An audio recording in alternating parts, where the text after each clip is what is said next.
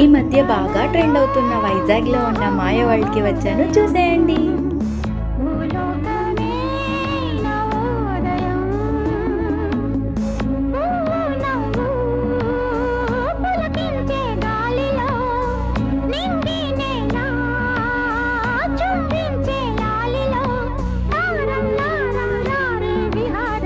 అందాలలో అహో మహోదయం నా చూపుకే